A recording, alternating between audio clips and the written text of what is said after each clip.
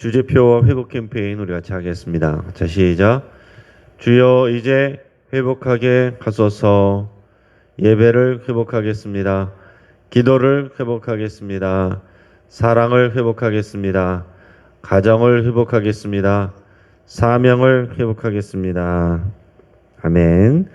우리 묵상 말씀 마태복음 4장 23절 가르치시며 전파하시며 고치시니 우리 세 번 같이 하겠습니다. 자, 시작. 가르치시며 전파하시며 고치시니 가르치시며 전파하시며 고치시니 가르치시며 전파하시며 고치시니 아멘. 오늘 하나님께서 우리에게 주시는 말씀 잠언 25장 15절에서 28절까지의 말씀입니다. 오늘 본문을 통해서 지혜는 훈련이다 라는 제목으로 말씀의 은혜를 같이 나누겠습니다. 여러분, 사람은 또 모든 동물도 마찬가지지만 처음부터 어떤 일들을 잘할 수는 없습니다. 아이가 태어나면은 처음부터 말을 할 수가 없습니다. 말하는데 한참 걸립니다. 처음 태어나서는 자기 목도 가눌 수가 없어요. 또 몸을 뒤집는 것도 상당한 시간이 흘러야 가능해집니다.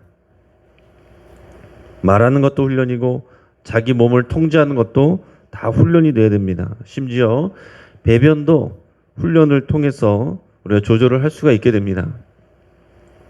나라를 지키는 군인은 반드시 신병훈련소에서 훈련을 받아야만 됩니다. 아무리 운동신경이 뛰어난다고 하더라도 처음부터 능숙한 군인이 될 수가 없습니다. 그럼 지혜는 어떻겠습니까? 지혜도 마찬가지입니다. 잠언의 지혜들은 우리가 들어서 새롭게 아는 내용은 별로 없어요. 들어보면 다 들어봤던 내용이고 우리가 아는 내용입니다. 교회 밖에서도 많이 들을 수 있는 내용이에요. 중요한 것은 믿음에서 나오는 실천입니다. 같은 내용이더라도 여러분, 우리가 그것을 행해야 되는 이유가 교회 바깥하고 다른 것입니다. 하나님을 경외하는 믿음 때문에, 우리가 하나님 나라 백성이기 때문에, 예수 그리스도로 인해서 우리가 하나님의 자녀된 백성이고 예수 그리스도를 닮아가야 되기 때문에, 예수 그리스도 이름으로 살아가는 사람들이기 때문에 우리가 이런 지혜를 행해야 되는 것이고 또 그렇게 할 수 있는 것입니다. 그래서 제일 중요한 것은 실천이에요. 지혜를 실천하기까지는 훈련이 필요합니다. 우리가 나 이 내용 알아요. 아는데 못하는 것은 우리가 할 마음이 없든지 아니면 하려고는 해도 훈련이 되지 않아서, 몸에 익숙하지 않아서 우리가 못하는 경우가 많습니다. 지혜를 실천하는 것을 훈련하지 않는다면 우리는 성숙해질 수가 없습니다. 외모에 대해서 우리가 오랜만에 만난 지인들이 하나도 안 변했다 이렇게 얘기하면 칭찬이죠. 그런데 우리가 말하는 것이나 행동하는 것이나 우리 인격에 대해서 하나도 안 변했다 이렇게 얘기하면 그건 욕이 되는 것입니다. 그거는 정말로 우리가 반성하고 회개해야 될 일이에요. 오늘 다양한 지혜의 내용들을 내 삶에 적용하면서 내가 더 훈련해야 될 것, 내가 정말 실천해야 될 것, 그것을 잘 확인할 수 있기를 바랍니다. 오늘 본문의 15절 말씀을 먼저 우리 같이 읽겠습니다. 자, 시작. 오래 참으면 관원도 설득할 수 있나니 부드러운 혀는 뼈를 꺾느니라. 아멘. 오래 참으면 관원도 설득할 수 있다 그랬습니다. 특별히 오래 참는다고 할 때 우리는 우리의 분노를, 화나는 감정을 참고 조절할 수 있어야 됩니다. 그래야 성숙한 사람이 되는 거예요. 자신의 분노, 화난 감정을 제어하지 못하고 조절하지 못하면 우리는 지혜로운 삶을 실천할 수가 없고 성숙해질 수가 없습니다. 상관에 대해서 우리가 오래 참지 못한다면 대인관계에서 우리가 많이 부딪힐 수밖에 없습니다. 오래 참으면 관원, 여기서 말하는 관원은 우리의 상관, 또 지도자, 이런 사람들을 얘기해요. 그런 사람들을 설득할 수 있습니다. 오래 참으면 설득할 수가 있어요. 그러나 참지 못하면 부딪히는 거거든요. 옛말에 참을인 석자면 살인도 면한다고 그랬습니다. 요즘도 이 뉴스 기사에서 보면 분노 조절 장애라는 말을 자주 듣게 됩니다. 예전에는 이런 얘기 없었는데 요즘에는 분노 조절 장애.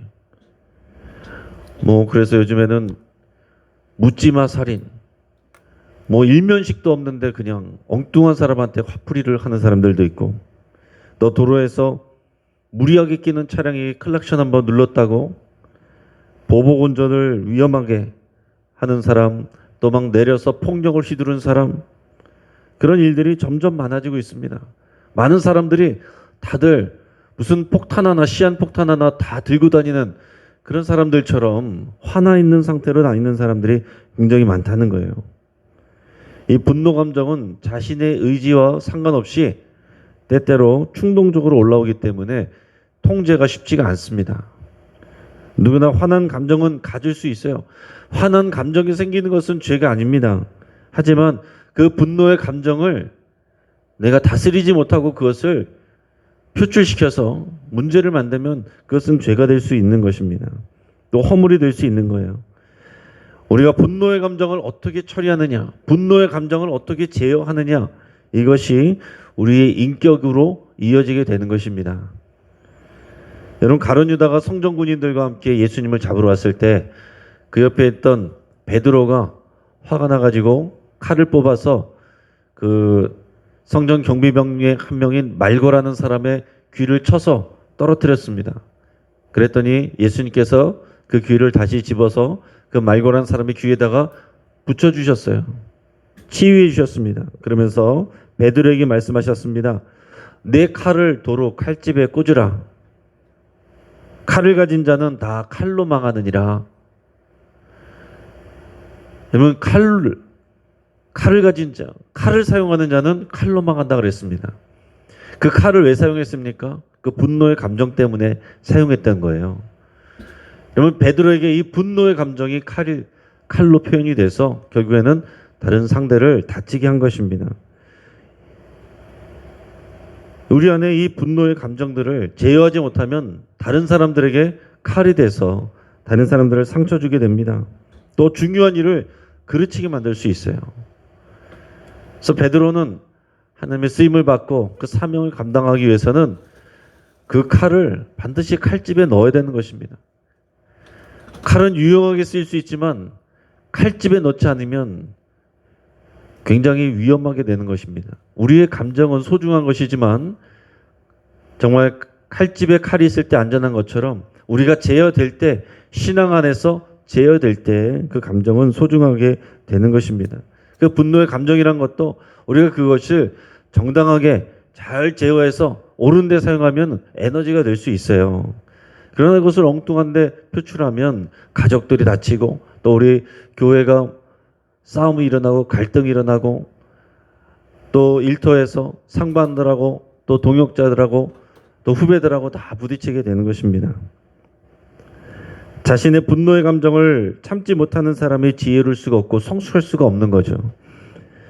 분노 조절 장애 테스트가 있습니다. 다음에 9가지를 제가 말해볼 테니까 혹시 여러분들에게 해당되는 것이 몇 가지나 되는가 한번 혼자서 이렇게 꼽아보시길 바랍니다. 첫째, 내가 한 일이 인정받지 못하면 화가 난다. 둘째, 중요한 일을 앞두고 화가 나 망친 적이 있다. 셋째, 일이 잘 풀리지 않으면 쉽게 좌절감을 느낀다. 넷째, 성격이 급한 편이고 금방 흥분하는 편이다. 다섯째, 내가 잘못해도 남 탓을 하고 화를 낸다. 여섯째, 분노가 일어나면 주체를 할 수가 없다. 일곱 번째, 화가 나면 주변의 물건도 집어던진다. 여덟 번째, 타인이 나를 무시하는 것만 같다. 아홉 번째, 화가 나면 거친 말을 내뱉고 폭력을 휘두른다. 여러분, 이 9가지가 다 해당된다면 분노 조절 장애일 가능성이 큽니다. 그러나 내가 그 장애까지 아니더라도 5개 이상이라면 위험한 상황으로 가고 있는 것이고, 이 중에 몇 가지라도 나에게 해당된다면 나는 지금 훈련이 필요한 것입니다. 그 훈련을 하는 것이 지혜를 실천하는 거예요. 자신의 감정을 다스리지 못하는 사람이 부드러운 혀를 가질 수가 없습니다. 내가 아무리 혀를 부드럽게 온유하게 말을 하려고 해도 내 안에 화난 감정이 있으면 나도 모르게 충동적으로 정말 베드로가 칼을 사용하는 것처럼 그렇게 말이 튀어나가는 것이죠. 분노는 칼처럼 예리하고 강한 흉기가 됩니다. 그러나 강한 사람의 말을 이기는 것이 부드러운 혀예요. 오늘 말씀에도 부드러운 혀는 뼈를 꺾느니라 그랬습니다. 뼈가 단단한 것이지만 그것을 꺾는 것이 부드러운 혀다 그랬습니다.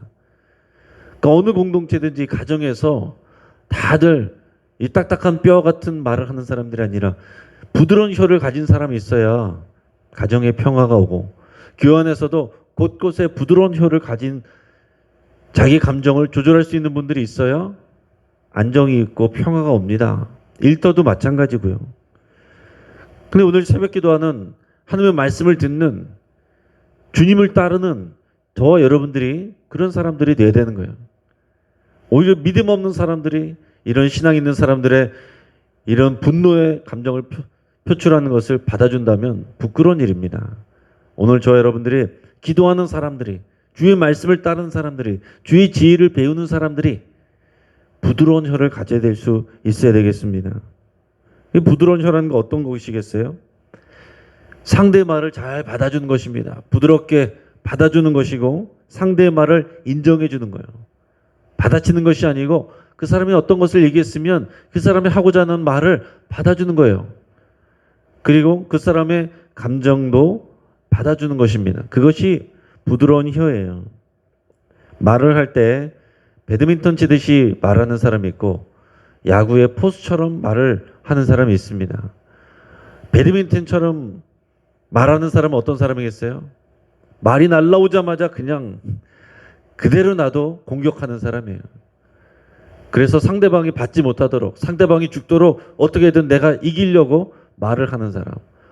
오자마자 받아치는 사람이 말을 배드민턴처럼 하는 사람입니다. 포수처럼 하는 사람은 어떤 사람이에요? 그 상대의 말에 맞춰서 받아주는 사람입니다. 잘 받아주는 사람이에요. 투수가 강하게 하면 그것을 좀 잡아당기면서 내가 뒤로 물러나면서 부드럽게 잡아주고, 또 힘이 부족하면 내가 앞으로 가서 잡아주고, 약간 빗나가도 잡아서 최대한 스트라이크 존으로 가져와주는 사람이 포수죠. 말을, 부드러운 혀를 가진 사람, 지혜롭게 말을 하는 사람은 이런 포수처럼 말을 하는 사람입니다. 이런 사람들이 모든 공동체 안에 곳곳에 있어야 되고, 지도자들이 이런 부드러운 혀를 가져야, 그래야 공동체가 편안하고 그리고 발전할 수가 있는 것입니다. 예능인 유재석 씨가 있죠.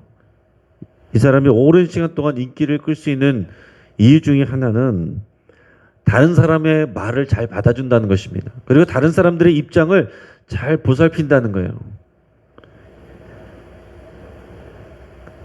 그래서 어떤 말을 할 때 거기 나온 사람들이 별로 재미없는 말을 하더라도 막 크게 반응을 해주고, 그리고 그 말을 어떻게든 살려주고, 그리고 특별히 두드러지지 않는 사람이 있으면은 재미있는 캐릭터를 일부러 부여해서 그 사람이 시청자들에게 각인이 될 수 있도록 그런 것을 자꾸 돕는다는 얘기예요. 그러니까 많은 사람들이 이 사람을 좋아하고 또 오래 가게 되는 것입니다. 한편 예능인 김구라 씨가 있는데, 이 사람은 처음에 독설로 남을 저격하는 것으로 인지도가 올라갔던 사람이에요. 인터넷 방송에서 이런 일반 방송의 수위에서 담을 수 없는 욕설까지 섞어가면서 남을 저격하고 흉을 보고 이렇게 해서 인지도를 쌓았던 사람인데, 공중파 예능에 와서 처음에는 그것으로 자기가 또 인기를 얻게 됐지만은 그렇게는 오래 갈 수가 없는 거거든요. 그래서 처음에 나왔을 때 비하면은 지금은 많이 달라졌습니다. 지금은 거의 양반이라고 할 정도로 아주 점잖고 부드럽게 변했어요. 그래서 최대한 부드럽게 얘기하려고 하고, 상대가 자기가 하는 말에 조금이라도 기분 나쁘면 바로 사과하고 인정하는 그런 모습들을 보입니다. 여러분, 방송을 하는 사람들도 자신의 일을 위해서 이렇게 한다고 했을 때, 우리는 하나님 나라의 백성이고 우리가 그리스도인이어서 우리가 예수 그리스도를 닮아가야 되는 사람일진데, 여러분, 우리가 주 안에서 죽지 않아서 우리가 옛 감정으로, 옛 습관으로 그렇게 우리의 입술에 칼이 나온다면 안 되겠지요. 당연히 우리의 분노를 제어하고 그리고 부드러운 혀를 가질 수 있도록 우리가 부지런히 훈련을 해야 됩니다. 근데 부드러운 말은 그냥 말투에서 나오는 게 아니에요. 입에서 나오는 것이 아니라 사실은 마음에서 나옵니다. 부드러운 혀로 얘기를 하고 싶어도 내 안에 화난 감정이 있으면, 속상한 감정이 있으면 부드러운 말이 잘 되지 않습니다.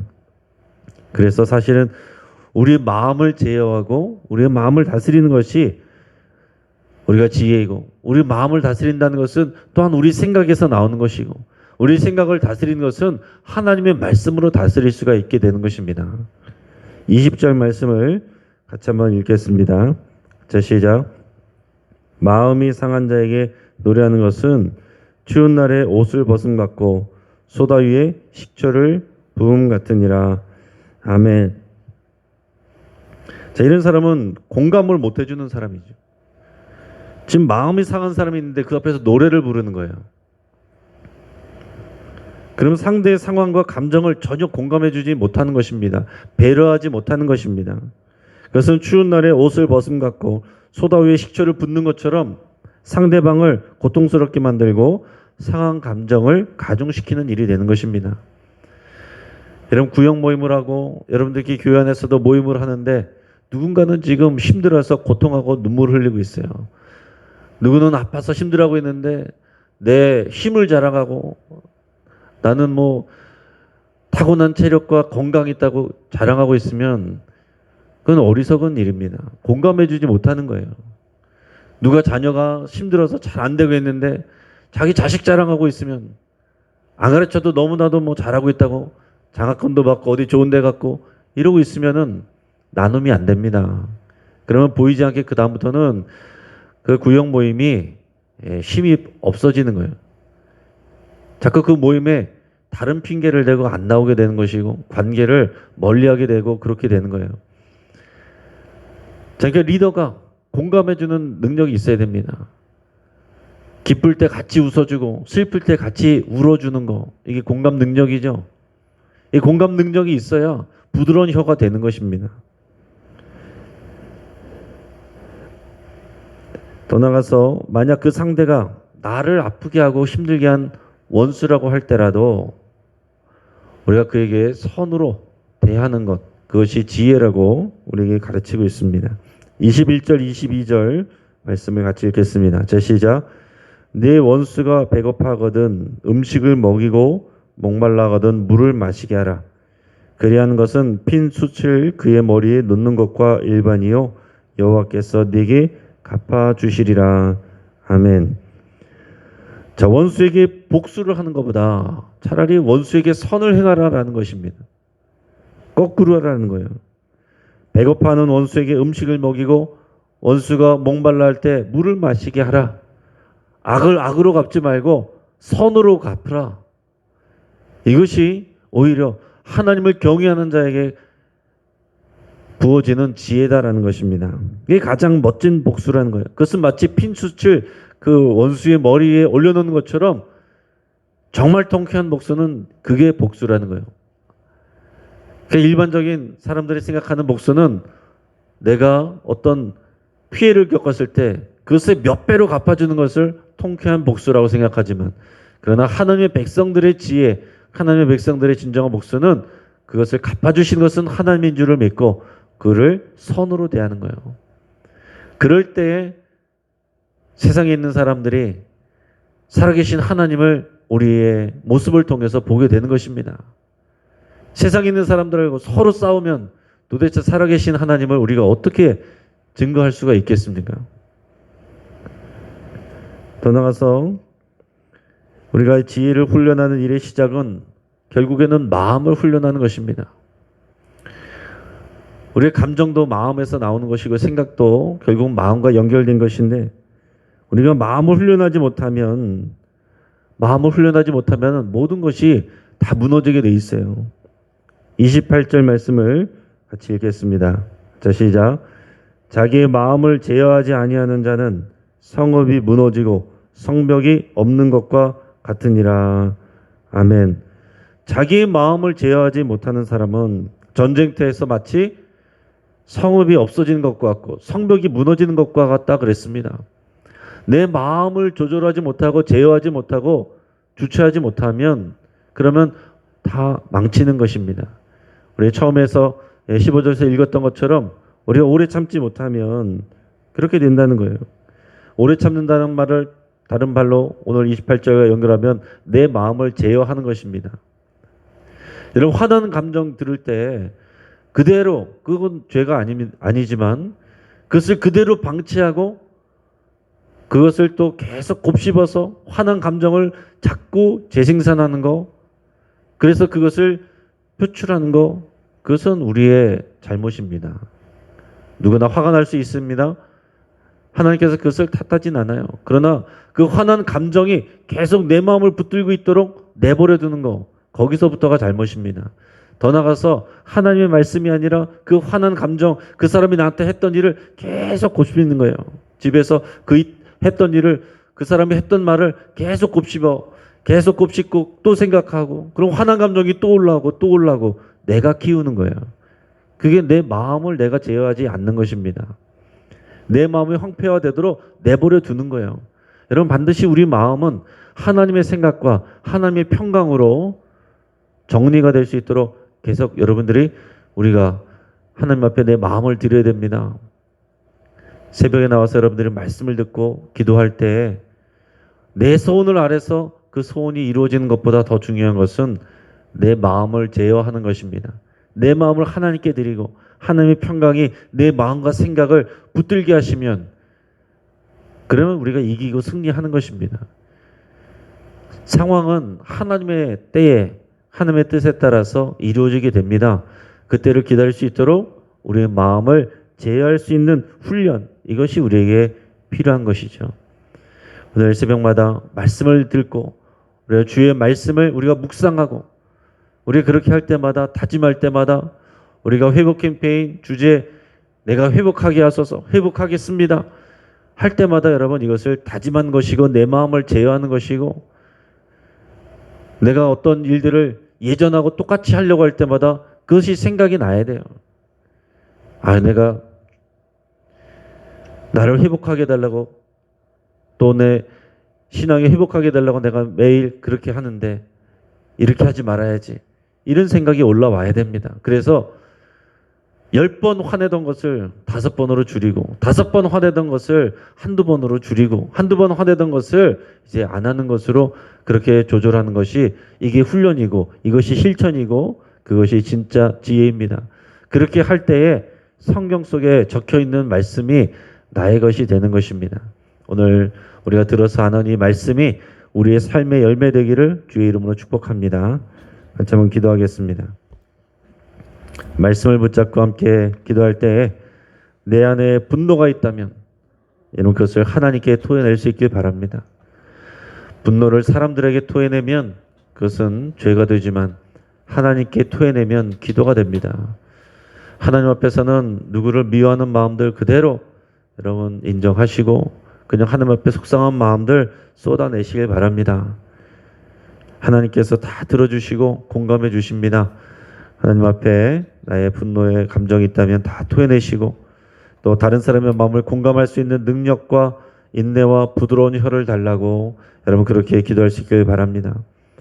내 안에 사랑이 없고 내 안에 그런 능력이 없습니다. 하나님의 마음을 부어주시옵소서. 여러분 간절한 말로 기도하시고 내 마음이 무너지지 않도록 주의 평안으로 지켜주시옵소서.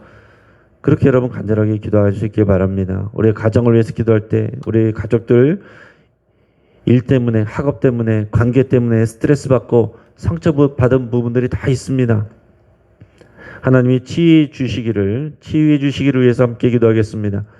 어려운 상황들로 인해서 오히려 하나님을 알아가는 지혜가 부어지기를 위해서 함께 기도하겠습니다.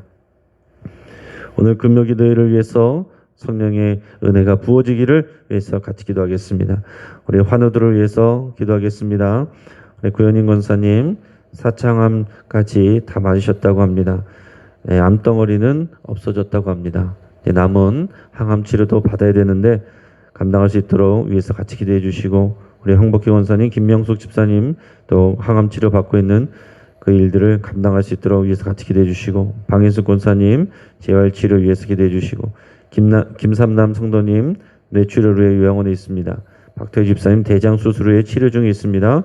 권태하 집사님 신장 기능 어렵습니다. 김관호 집사님 대장 기능에 이상이 있습니다. 양승목 집사님 고관절에 통증이 심합니다. 우리 박범진, 김동욱, 김봉청년 손의 치유를 위해서 같이 기도해 주시고, 또 그들에게 믿음이 더 부어지고 또 진로를 하나님께서 열어주시도록, 그 외에 많은 환우들, 마음으로 아파하고 고통하는 분들, 낙심한 분들, 외로운 분들 또 위해서 같이 기도하시기 바랍니다. 경기도 이천 쿠팡물류센터 화재가 속히 진압되고 또 더 큰 사고로 번지지 않도록 건물 붕괴 위험도 있다고 하는데, 하나님께서 지켜주시고 또 보호해 주시고 또 인명사고가 번지지 않도록 위해서 간절하게 우리 예수 함께 기도하겠습니다. 주여 한번 부르짖고 합심해서 우리 함께 기도하겠습니다.